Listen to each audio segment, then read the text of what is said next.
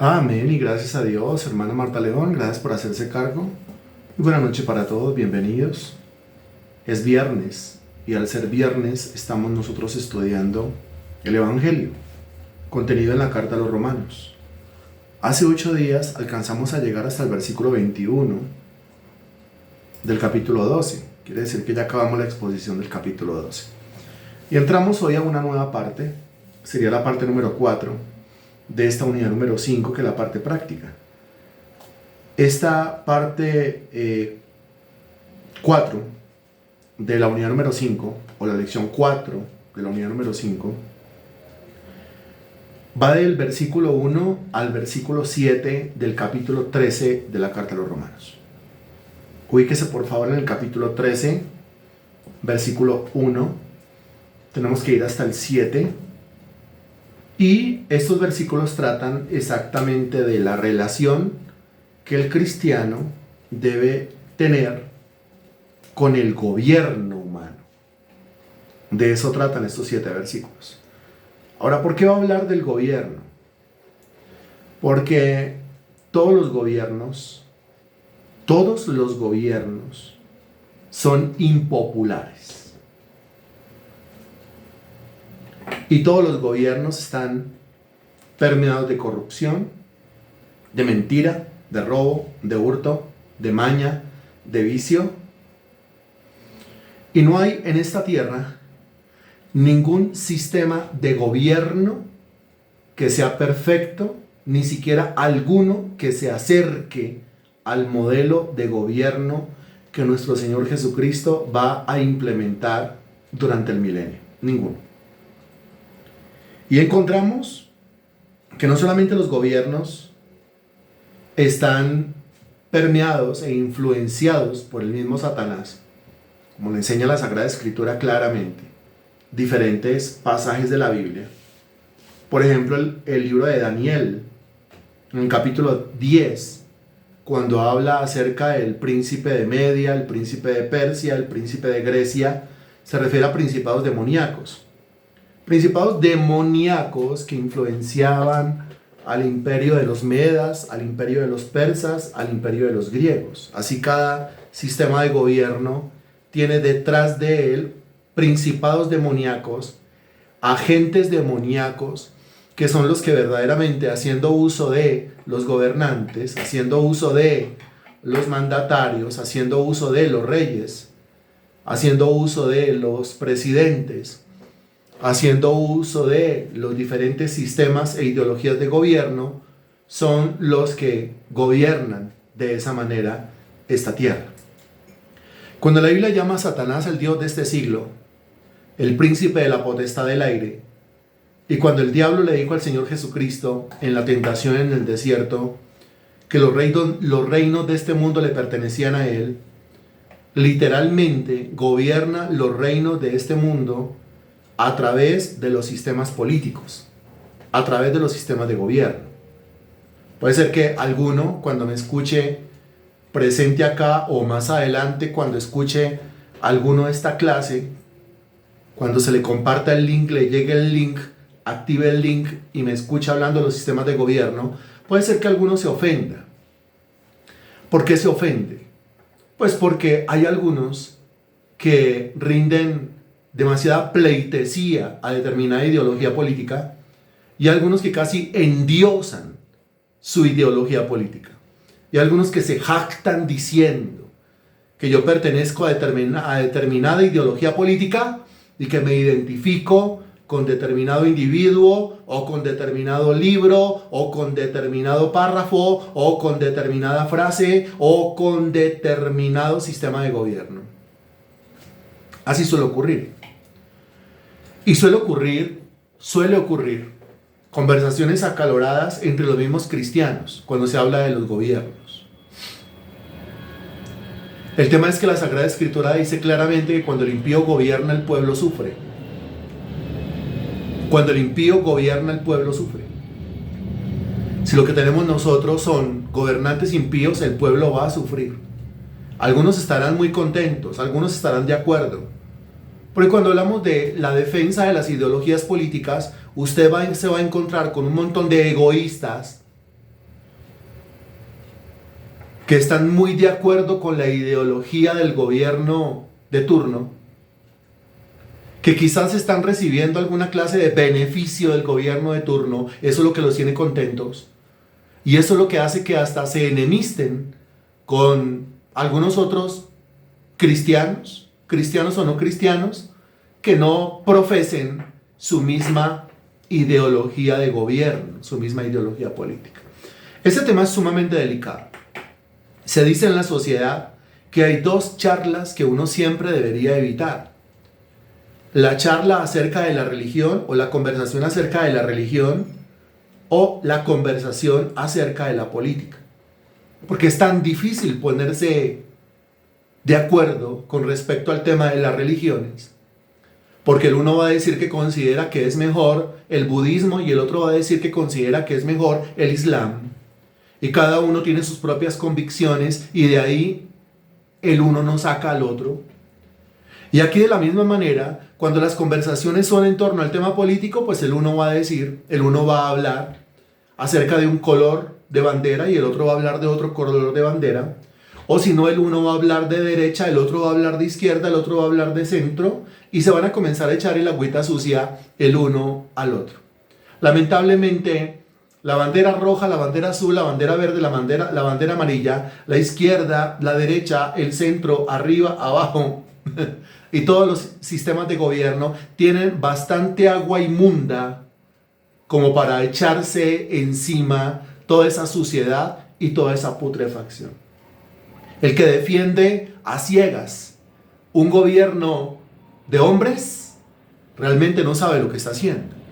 El que defiende a ciegas una ideología política o un libro, una tesis, un discurso, una ley, una norma, una regla, no sabe realmente qué es lo que está haciendo. Cuando el impío gobierna, el pueblo sufre. Pero cuando el justo gobierna, el pueblo se alegra, dice el texto. Mientras que no haya un justo gobernando, y no solamente que el justo gobierne, sino que todo su aparato legislativo y todo su aparato de gobierno sea también justo, justificado por la sangre de Cristo, el justo o el hombre va a seguir sufriendo. Eso solamente se va a lograr cuando Cristo retorne, la segunda venida de Cristo, y entre toda la raza humana al milenio. Ahí es donde el hombre va a saber qué es la justicia perdurable, qué es la paz, qué es la rectitud, qué es la honestidad, qué es el progreso, qué es la prosperidad y cuál es el sistema de gobierno perfecto. El sistema de gobierno perfecto es el que está en la cabeza de un Dios perfecto. ¿Cuál es el sistema de gobierno perfecto? Ni le preguntemos al derechista y ni le preguntemos al izquierdista, porque ya sabemos sus respuestas. Usted que es cristiano, adulto, maduro, conocedor del Evangelio, tendrá que ponerse de acuerdo conmigo en esto. El sistema de gobierno perfecto es el sistema de gobierno del Señor Jesucristo.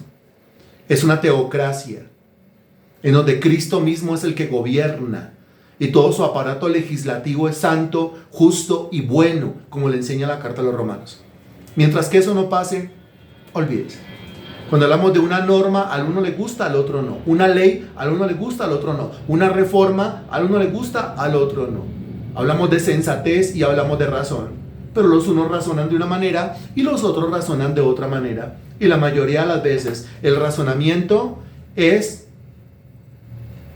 buscando el provecho propio, o sea, egoísta. En ningún momento de la historia no ha habido un solo gobierno que sea popular o que sea amado por todos, por absolutamente todos los seres humanos. Habrá sistemas de gobierno muy amados, muy respetados por su propio partido, pero los demás, que serán los que le hacen el contrapeso, que serán los de la llamada oposición, pues lógicamente no estarán de acuerdo. ¿Pero por qué no están de acuerdo? Ni le preguntemos al derechista, ni le preguntemos al izquierdista, porque ahí tendremos nosotros una serie de argumentos, todos ellos humanos. Si hiciéramos nosotros un estudio acerca de lo que es la política, el derecho, las leyes, sistemas de gobierno, desde el punto de vista de la Biblia, y cuál es el sistema de gobierno que al Señor le gusta, que al Señor le agrada, se llevará a usted muchas sorpresas. Cuando se dé cuenta que puede usted abrir la caneca de la basura y arrojar allí su derecha y arrojar allí su izquierda y arrojar allí todas las banderas que muchas veces defendemos. Es una cosa diferente. Si yo agarro un versículo, yo termino defendiendo el derechismo. Y si yo agarro un versículo, termino defendiendo el izquierdismo. O sea, hay versículo para todo. Y cuando yo no quiero entender la verdad completa, pues descuartizo la Biblia y uso los versículos para comprobar una tesis completamente equivocada. Como ningún gobierno es totalmente popular, porque algunos gobiernos serán muy populares, pero entre la gente que recibe ayuda o recibe subsidio o recibe bonificación o recibe alguna clase de prestación de parte del gobierno, ellos estarán muy contentos con el gobierno.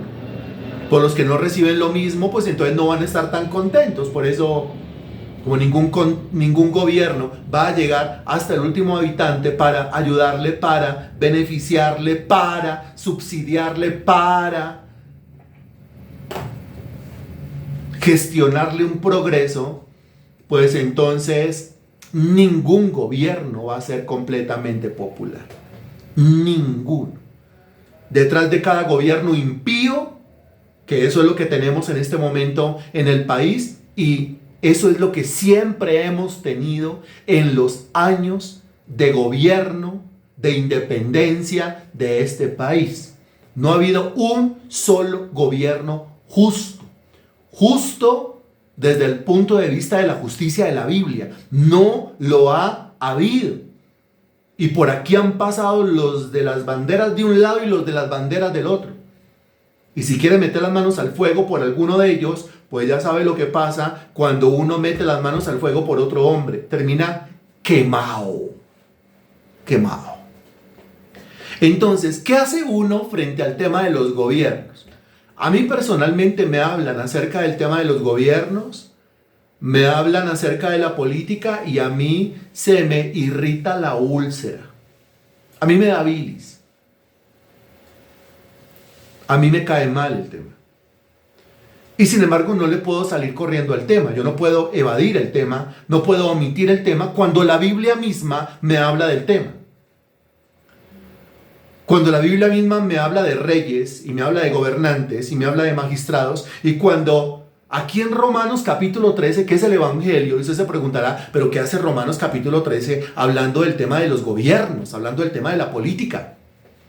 Pues es tan importante porque si usted es cristiano, usted lo tiene que demostrar en su trato con el prójimo. Lo vimos hace 8 días y lo vimos hace 15 días. Si usted es evangélico, si usted tiene el evangelio allá dentro de su ser, usted tiene que demostrarlo en el trato con su prójimo, en el trato con los que le rodean. Pero si usted es evangélico, si tiene el evangelio adentro, si es cristiano porque cree en Cristo, si está lleno de Dios, también debe demostrarlo en el trato y en la perspectiva que tiene usted acerca de los gobiernos que rigen cada una de las naciones, dependiendo del cristiano en qué nación esté.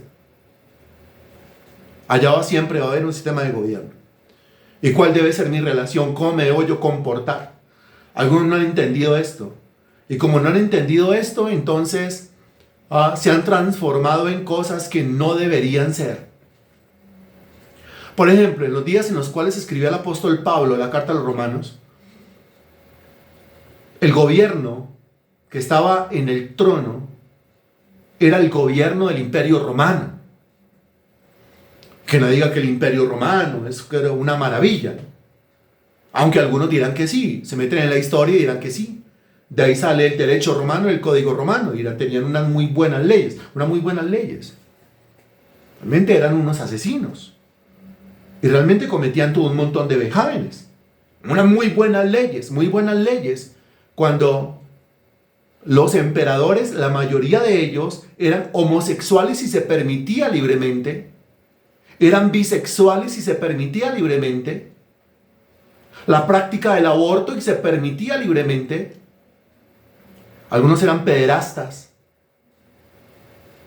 abusaban de niños, tenían niños encerrados, esclavizados, encarcelados, de los cuales abusaban sexualmente. Pero algunos, cuando estudian el derecho romano, entonces van a decir, no, pero es que esta ley, sí, pero ¿y el resto? Por eso digo, es tan difícil mirar todo de una manera global.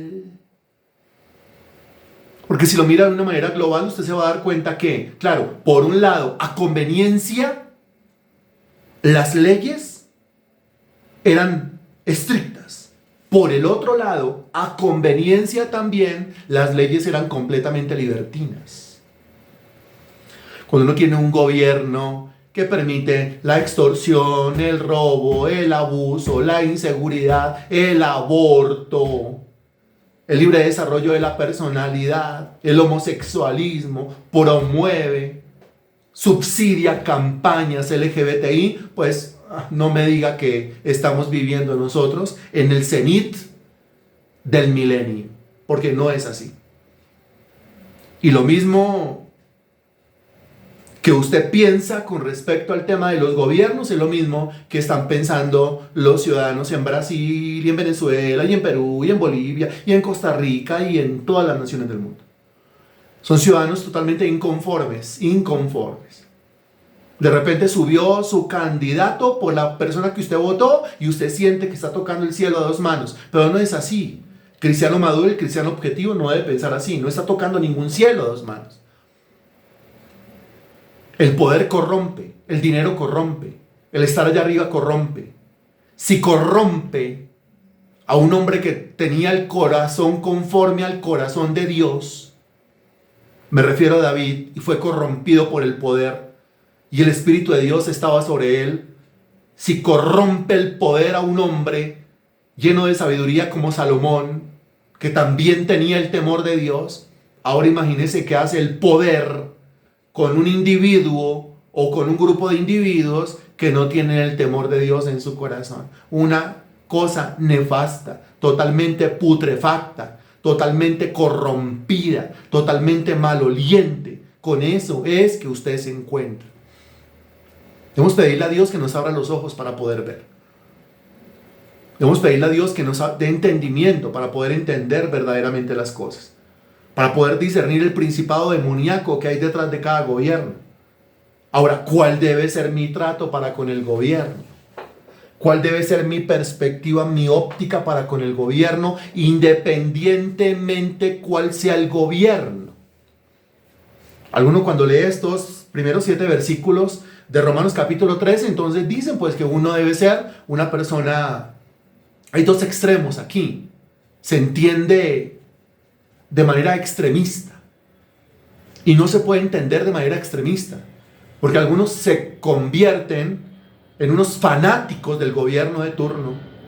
Y otros se convierten completamente en unos anarquistas. Es decir, en unos completos rebeldes al gobierno de turno, de tal manera que absolutamente nada de lo que digan les sirve. Y absolutamente nada de lo que hacen les sirve. Note los dos extremos. El fanático, todo lo que dice casi que llora, casi que se desmaya con todo lo que dice. El discurso del gobierno, casi que le da un patatús, se emociona de tal manera. Parece que el que estuviera en el gobierno de turno es como un rockstar. Y acabó de entrar al escenario, se prendieron las luces, cámara de humo, y casi que se desmayó porque son fanáticos de los gobiernos. Todo lo que dice y todo lo que hace está bien. Parece que fuera palabra de Dios lo que sale por la boca en el discurso de un mandatario. Pero el otro extremo es que nada le sirve. Y aquí no estamos hablando de que todo le sirve, pero tampoco estamos diciendo que nada sirve. Estamos diciendo que usted debe ponerse en un punto de equilibrio. Independientemente que no sea su color el que ondee allá en la bandera de ese sistema político. Porque aquí no hablamos nosotros de colores. Recuerde que en Cristo Jesús no hay ni siervo ni libre, ni hombre ni mujer, sino que nosotros somos uno en Cristo. Uno en Cristo. Y ya. Lastimosamente cuando se habla de algunos políticos, algunos cuando se nombra ese político casi que se persignan. Unos se persignan como para bien. Casi que se encomiendan al nombre de determinado político, y otros parece que estuvieran escuchando el nombre y apellido del mismo anticristo. Así lastimosamente está la cabeza de la sociedad, y así lastimosamente está la cabeza de más de un cristiano. Pero aquí nosotros tenemos que analizar algunas cosas que son bien importantes. En primer lugar, note cómo comienza el versículo 1. Dice, sométase.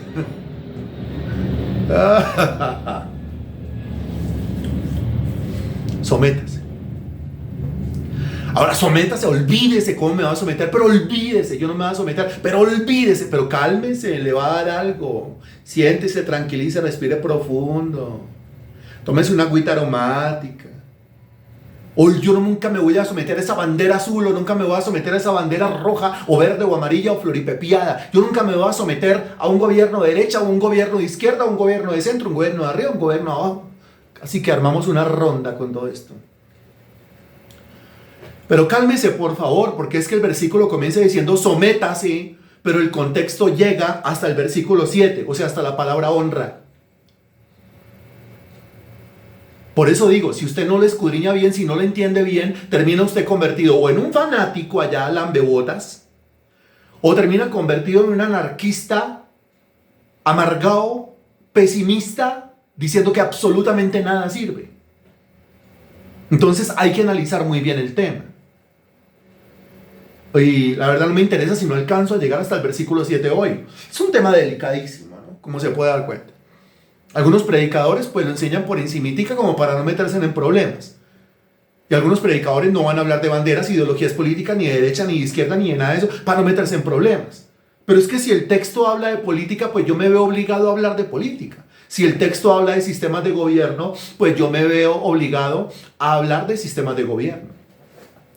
Es más, en el mismo ministerio del Señor Jesucristo, en el grupo de los 12, había lo que se puede llamar un individuo de la derecha y un individuo de la izquierda, como que trayéndolo a este tiempo para que nos lo entendamos todos. Había un individuo llamado Leví, llamado Mateo de sobrenombre Leví. El hombre era cobrador de impuestos, era un publicano. El hombre era un judío contratado por el gobierno romano para cobrarle impuestos a los mismos judíos. El hombre tenía un tema de plata. El hombre trabajaba para el gobierno romano. El hombre pensaba en el dinero y era un hombre poderoso, era un hombre rico. Su jefe era el señor Zaqueo con Z, que era un hombre multimillonario de la época. Ahí tiene usted un individuo derechista. Por el otro lado, usted se encuentra con un tipo llamado Simón, que pertenecía al grupo de los 12. No es Simón Pedro. Es un individuo que se llama Simón a secas, y se aclara que era Simón el cananista o el cananita, algunas versiones. Eso de cananista o cananita significa un revolucionario judío. Si era revolucionario judío, pues entonces era un individuo que estaba en contra del gobierno, en contra de la política, en contra de lo que hacían los romanos. Estos cananistas eran los que se agarraban a puños con los soldados romanos, y estos cananistas armaban revoluciones. Es lo que se puede llamar como un guerrillero. Ahí tiene usted un izquierdista. Tiene usted a Mateo, que era de la derecha, y tiene usted a Simón el cananista, que era de la izquierda. Dos pensamientos políticos completamente diferentes, y los dos están dentro del grupo de los 12 del Señor Jesucristo. Indicando que el Señor ama a Mateo, claro, pero desprecia la basura de la derecha, y que el Señor ama a Simón, pero desprecia la basura de la izquierda. Qué pena que sea así tan de frente, qué pena que sea así tan frentero, pero es que tiene que ser así. Porque es que Mateo y Simón el cananista son unidos no bajo una bandera política, son unidos en un equipo, en un ministerio, no bajo una ideología política, sino que son unidos ahora bajo una ideología mucho más profunda, alta, sublime, trascendental e importante, que es la ideología del reino de los cielos. Pero usted se tiene que imaginar en los inicios entonces del ministerio del Señor Jesucristo, cuando Cristo recluta a Mateo, cuando Cristo recluta a Simón, pues los líos, los bonches, las peleas, las discusiones entre estos dos, cuando el uno hablaba y al otro no le gustaba, y cuando el uno respondía y el otro también le respondía, y casi que se iban a las manos. Así eran los discípulos del Señor Jesucristo, acuérdese. Totalmente carnales, y el Señor los fue llevando en ese proceso. Pero el Señor aquí nos enseña con estos dos individuos que hay cosas que tenemos que romper para poderle servir a Jesucristo.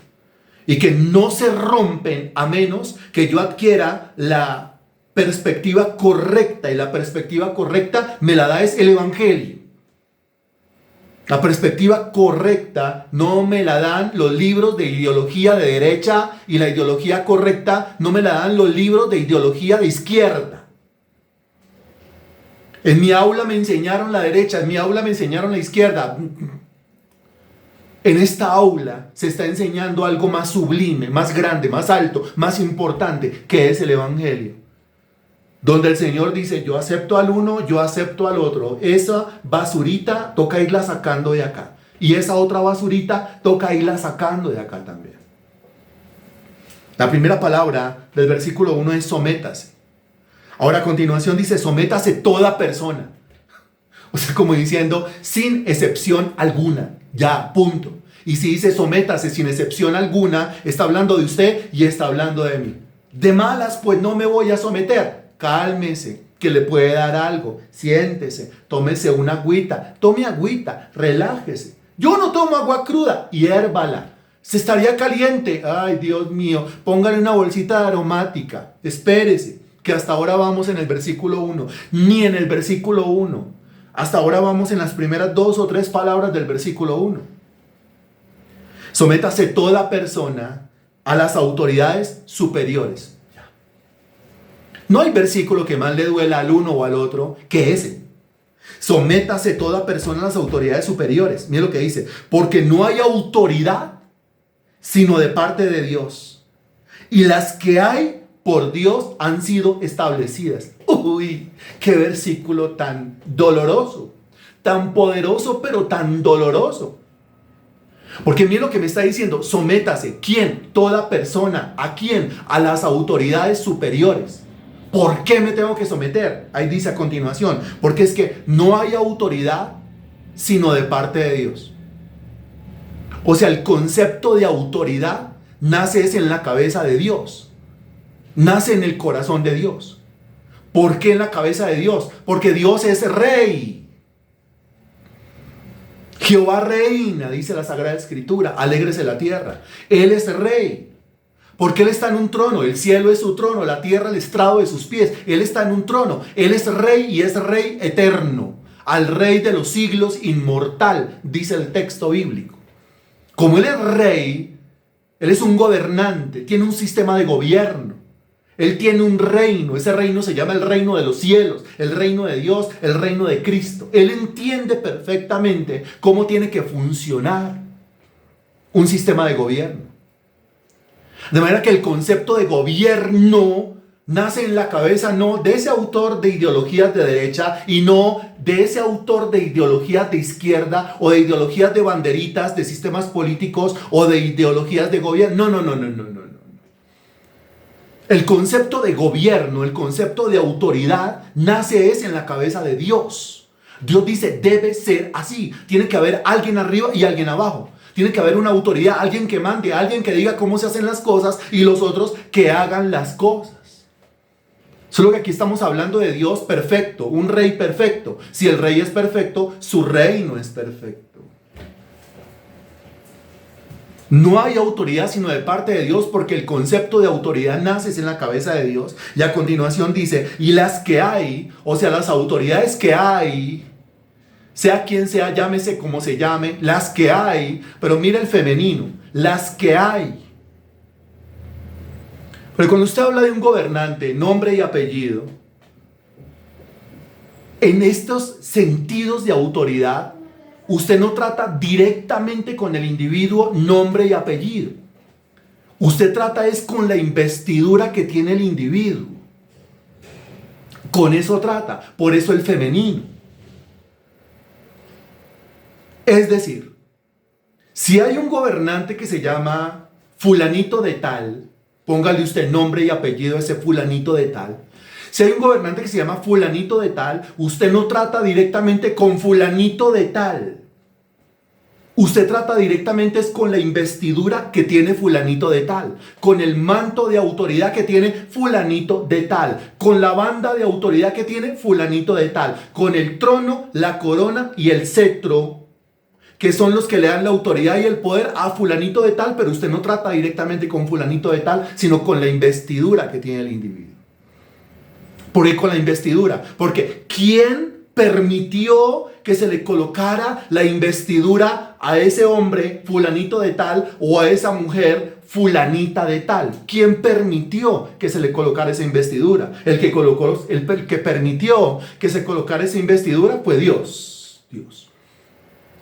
Porque el texto claramente dice que Él es el que pone reyes y el que quita reyes. El que pone dictadores y el que quita dictadores. El que pone presidentes y el que quita los presidentes.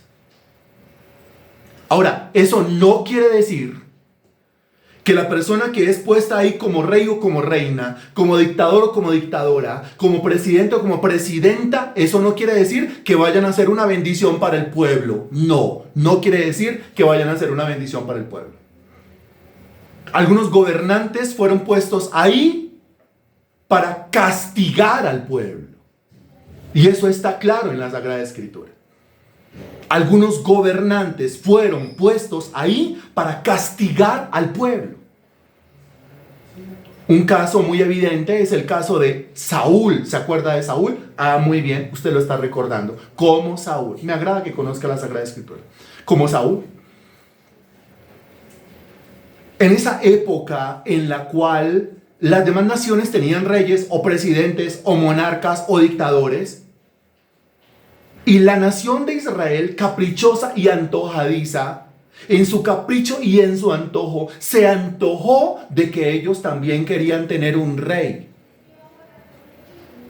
Y entonces van y le dicen al profeta: vaya y hable con Dios, porque es que nosotros no queremos seguir así. ¿Así cómo? Así sin rey. ¿Ustedes quieren que les pongan un rey humano encima? Sí. ¿Ustedes quieren un sistema de gobierno humano encima? Sí. Porque es que miramos a los filisteos y los filisteos tienen un rey.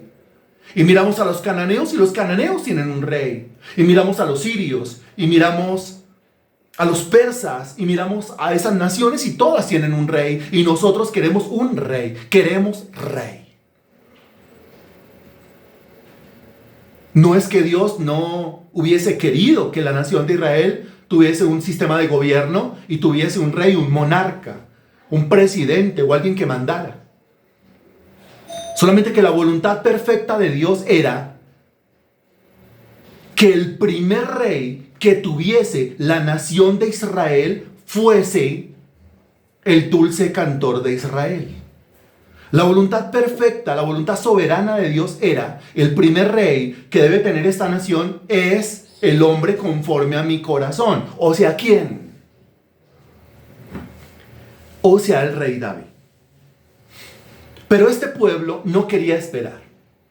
Nosotros no nos vamos a esperar a que se nos ponga un rey, que eso de los tiempos de Dios, eso es como muy demorado. Y entonces es siempre el mismo problema, como Abraham. Que Dios le había prometido a Abraham un hijo y Abraham no se esperó, se desesperó. Su esposa también se desesperó, se metió con Agar y nació un hijo. Sí, un hijo, pero ese no es el hijo de la promesa. O sea, Ismael no es el hijo de la promesa, será Isaac. Y ese Ismael viene a convertirse entonces en lazo para su propio pescuezo. Ese Ismael viene a convertirse entonces en un problema para Abraham y en un problema para Sara. Problema que usted ya conoce. Muy bien. Eso por querer ayudarle a Dios, por querer adelantarse, eso por la impaciencia, porque es que yo puedo hacer las cosas bien también, porque no necesito de Dios para tomar decisiones. Esa fue entonces la oferta que le hizo el diablo a Eva en el huerto del Edén, diciendo: si usted come ese fruto prohibido, usted tendrá por sí misma conocimiento del bien y del mal. ¿Qué quiere decir? Que usted no va a necesitar a Dios para preguntarle si eso está bien o si eso está mal. Cuando uno actúa de manera independiente de Dios, ese es el problema. Y esos son los líos en los cuales uno se mete. Pues eso mismo le pasó a la nación de Israel. No es el momento de tener rey, no me importa si no es el momento, queremos rey. Pero la persona que va a ser rey no está, no me importa si no está lista. Entonces que nos pongan a otro, pero nosotros queremos rey. Y Dios le manda a decir al pueblo a través del profeta, pero si les pongo un rey, ese personaje se va a convertir en castigo a su necedad, castigo a su testarudez, castigo a su corrupción, castigo a su afán, castigo a su carnalidad. No me importa, pónganos un rey. Y Dios le manda a decir al pueblo con el profeta, pero ese rey los va a robar, ese rey los va a estafar, ese rey va a provocar usura sobre ustedes, ese rey va a esclavizarlos, ese rey va a empobrecerlos. Y mire lo que les dice, ese rey va a violar a sus hijas. Y el pueblo dice, no importa, queremos rey, pónganos rey. Ah, bueno. Que conste que Dios avisó, que conste que Dios advirtió, que conste que Dios mandó a decir. Y se unge a Saúl como rey de Israel. Pero aunque Dios le dio el manto, aunque Dios le dio la investidura de autoridad, eso no quiere decir que Saúl vendría a bendecir al pueblo. Revisa la historia de Saúl como rey, un tipo cobarde, un tipo timorato, un tipo que no iba a la batalla. Ahí estaba el gigante ahí estaba Goliat, vociferando. Tenía asustado a todo el pueblo y el rey de Israel, que debía ser el más valiente, era el más acobardado. Dice que él estaba acostado debajo de un granado. O sea, mientras que los demás estaban acobardados y los soldados estaban muriendo en batalla, este tipo estaba comiendo granadas o granadillas. Cuando le iban a ungir como rey, el tipo se escondió. Era un cobarde completamente. Alguno dirá, cobarde como los de la derecha, cobarde como los de la izquierda, cobarde como todos. ¿O quién de ellos, dígame, va a poner la cara, va a poner el pecho y se va a aguantar un tiro para que ese tiro no le llegue a usted? Ninguno.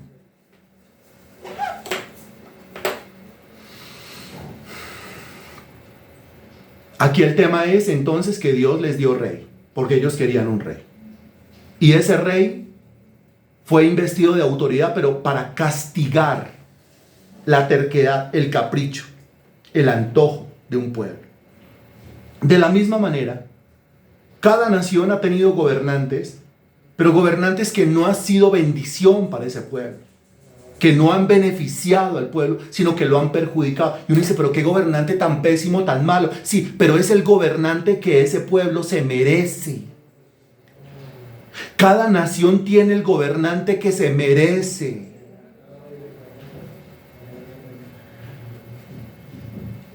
Es tan difícil con algunos hacerlos entender esto, porque siempre se le va a echar la culpa al gobernante y el pueblo es la víctima. No, no, no, no, no.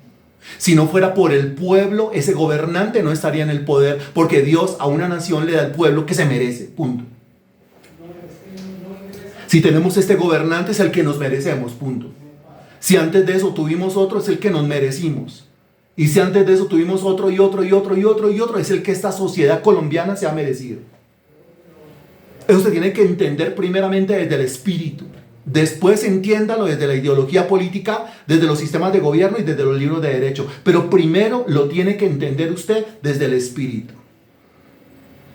Cuando hay un pueblo adicto a la mentira, a la corrupción, al aborto, al homosexualismo, a la depravación, dígame, ¿qué clase de gobernante es el que Dios va a permitir que se siente en el trono? ¿A qué clase de gobernante Dios le va a dar la investidura de autoridad? A uno que comulgue pues con todo eso.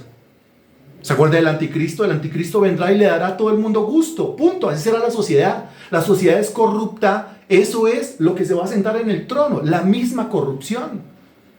Decimos que la sociedad tiene ganas de honestidad y ganas de justicia. Ah, sí, claro. Pero honestidad y justicia por el lado de la plata. Pero es una sociedad que no le importaría recibir subsidios, recibir consignaciones o transferencias a su cuenta, o recibir mercados o educación gratuita o transporte gratuito, pero que al mismo tiempo me permitan abortar y al mismo tiempo me permitan depravarme y al mismo tiempo me permitan el libre desarrollo de mi personalidad. Sociedad hipócrita. Esa es la sociedad hipócrita. Se victimiza la sociedad, pero revise el gobierno que hay y ahí usted se va a dar cuenta qué clase de sociedad es la que existe. De acuerdo a la sociedad, asimismo sus gobernantes. Punto. Eso es. Por eso Saúl llegó al trono, por eso Saúl llegó al poder. Saúl era un cobarde porque el pueblo era así. Era un mentiroso porque el pueblo era así. Era un esclavista porque el pueblo era así. Era un ladrón porque el pueblo era así. Era un violador porque el pueblo era así. Y ahora, cuando vino un rey que les hizo lo mismo que ellos estaban acostumbrados a hacerse entre ellos, ahí sí no les gustó. Ahí comenzaron a aullar. Más adelante vino David. Pero claramente Dios permitió que viniera Saúl al trono para castigarle la terquedad, la rebelión, la necedad, el capricho, la gula al pueblo de Israel. Y lo mismo pasa con nuestra sociedad colombiana. Por eso el versículo 1 dice claramente, es que no hay autoridad sino de parte de Dios. Y las que hay por Dios han sido establecidas. Creemos nosotros en época de elecciones que haciendo una oración mediocre diciendo, Señor, pon un gobernante conforme a tu corazón, entonces las cosas van a mejorar. Pero si la sociedad no tiene un corazón conforme al corazón de Dios, eso no es lo que la mayoría de la sociedad está pidiendo, está queriendo, está deseando. Y eso no es por lo que la mayoría de la sociedad va a ir a votar a las urnas. Sociedad hipócrita. Sociedad mentirosa, eso es. Una sociedad que vende su voto al mejor postor, para un lado, para este lado y para este lado. El que me entendió el movimiento de las manos, lo entendió. Una sociedad que no le importa, una sociedad que no examina, que no le da nada, es completamente indiferente a la degradación que está teniendo una sociedad que se cae a pedazos.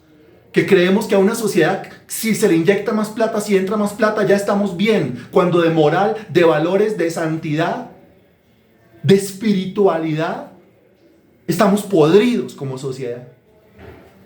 Y eso, usted examine este gobierno y el de atrás, y el de atrás, y el de atrás, y más para atrás. Y todos los años de gobierno de la República de Colombia ha sido la misma pudrición. Si usted quiere meter la mano al fuego por alguien, métalas, pero aliste crema.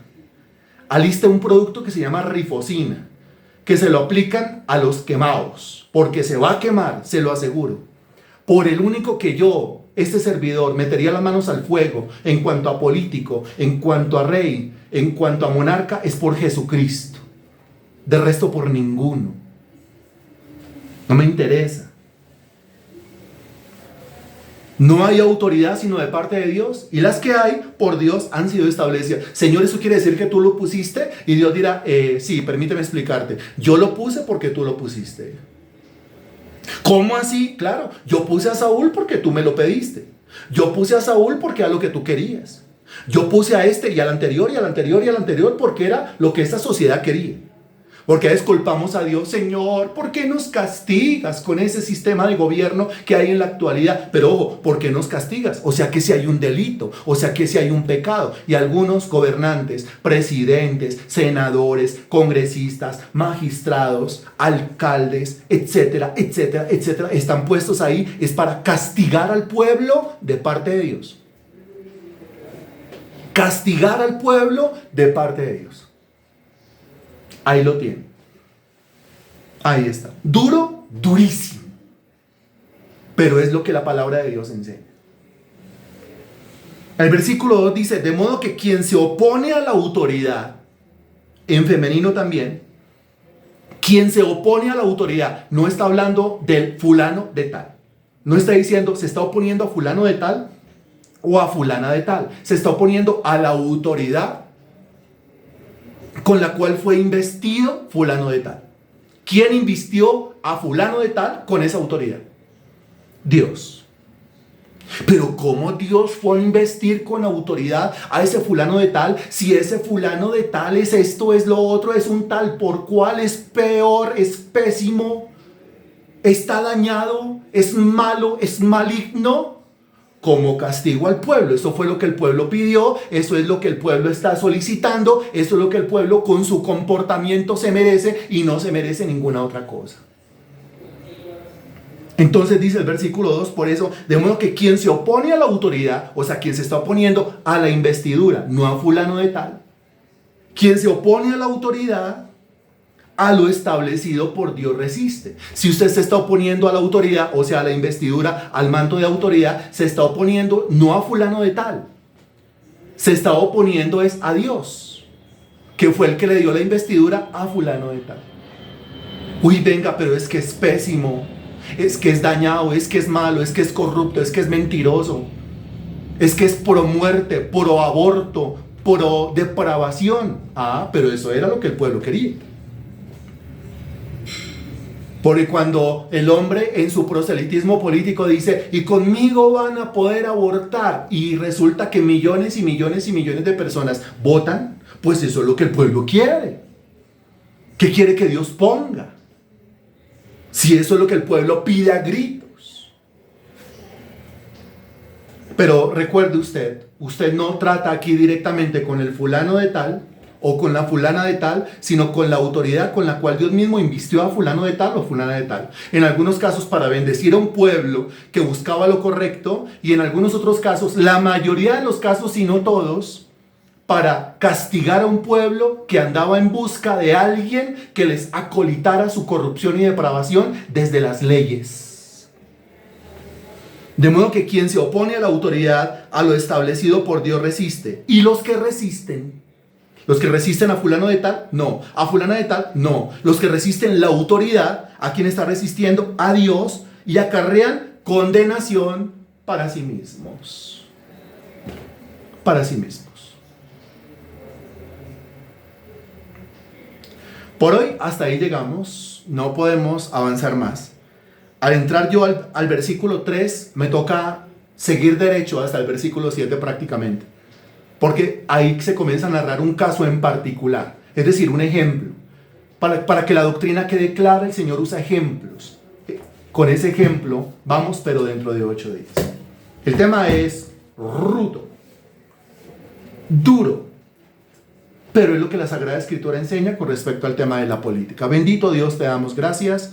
Eres tan bueno, siempre hablando, siempre diciendo, siempre dirigiendo esa verdad, esa revelación a nuestras mentes y a nuestras conciencias. Espíritu Santo, estás presente, has hablado. Es tu palabra la que ha sido expuesta. Yo te doy infinitas gracias. Te pido, Santísimo Dios, que nuestra mentalidad cambie, cosmovisión cambie, nuestra óptica cambie con respecto a los sistemas de gobierno. Eso se tiene que entender desde el Espíritu, primeramente. Después, desde otros puntos de vista. Después desde otros aspectos, pero primero el aspecto espiritual. Y el aspecto espiritual dice que detrás de cada sistema de gobierno siempre van a haber espíritus que son los que dirigen los sistemas de gobierno. Ayúdame a entenderlo, abre mis ojos para ver. Ayúdame a que mi vida sea edificada en este tema y ayúdame a edificar a otros también con estos temas, Señor, que son tan crudos, tan rudos, tan duros, tan fronteros, pero que es al fin y al cabo lo que tu palabra dice, lo que el Evangelio dice. Y si yo soy cristiano y el Evangelio está en mí, se tiene que demostrar también en la óptica, en la perspectiva que yo debo tener acerca de los sistemas de gobierno. Toma tú el control de este conocimiento, que tu palabra corra y sea glorificada.